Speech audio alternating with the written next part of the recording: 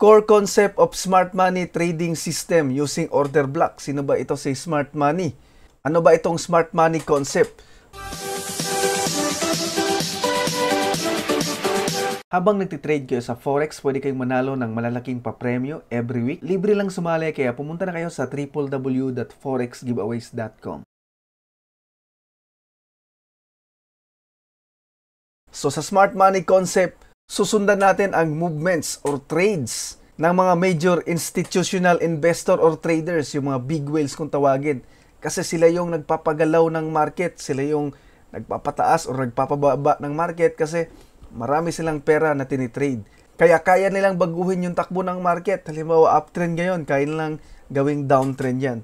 So ang tawag sa kanila sa trading, sila ang smart money or yung mga big whales.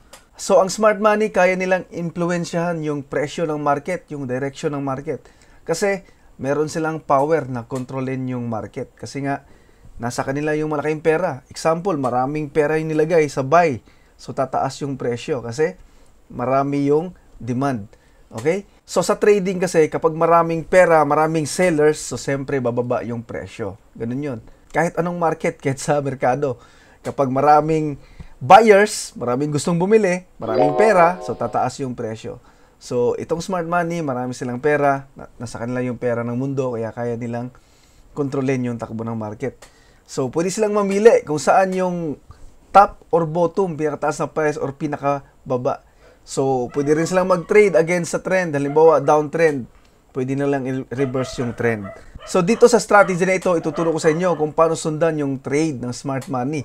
Para kung pababa sila, sasabay tayo sa sell. Pag tataas sila, sasabay tayo sa buy. At paano maiwasan yung trap? Kasi nagtatrap yan sila para ma-hit yung stop loss. Okay? So, sino ba si smart money? Sila yung mga institutional investors.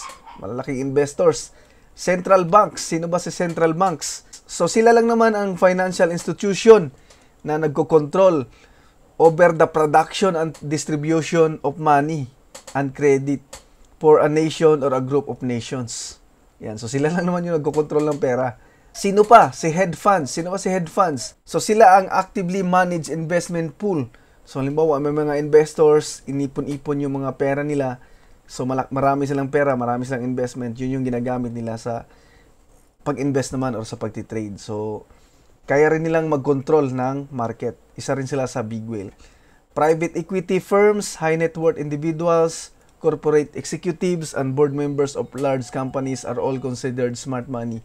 Basta malaki yung pera nila, malaki yung investment nila na kayang mag-influence siya sa presyo ng market. So kahit anong market yan, ma-stocks man, ma-crypto, forex, lahat ng currency pairs, gold, yan, kahit anong market, kaya nila. So bakit ba nila itatrap? Bakit nag-create sila ng trap? Ang trading kasi ay hindi friendly game. So, kapag merong nag-profit sa buy, syempre may nalugi naman sa sell. Pero sa laki ng market, hindi na natin iintindihin yun. $1 trillion market everyday. Pero ganun gumagalaw yung market. So paano mag-profit yung smart money, yung mga big whales? So, para mag-profit yung buy trade nila, dapat merong maluging sell trade. Ganun yun. So, ang ginagawa ng smart money para matrap yung mga trader, para maakit yung trader na mag-trade ng wrong position na against sa direction or location ng market or ng trade nila. Okay? So, guguluhin nila yung emotion mo para ma-loss yung trade mo. Create panic and fear by moving against their entry. Okay? Example, nag-sell ka, tumaas ng konti, natakot ka. Okay? Or nag-panic ka, close mo yung trade mo, na-loss ka na. Yan. So, yun yung mga trap. Hit the stop loss and grab the liquidity. So, yun yung stop hunt. I-hit lang yung stop loss mo para mag-grab nila yung liquidity or para makasa nila yung malaki nilang trades, maraming pera. So, ginagawa rin nila ang smart money trap para makapag-buy sila sa pinakamababang presyo, discounted price, at makapag-sell sila sa pinakamataas na presyo, premium price.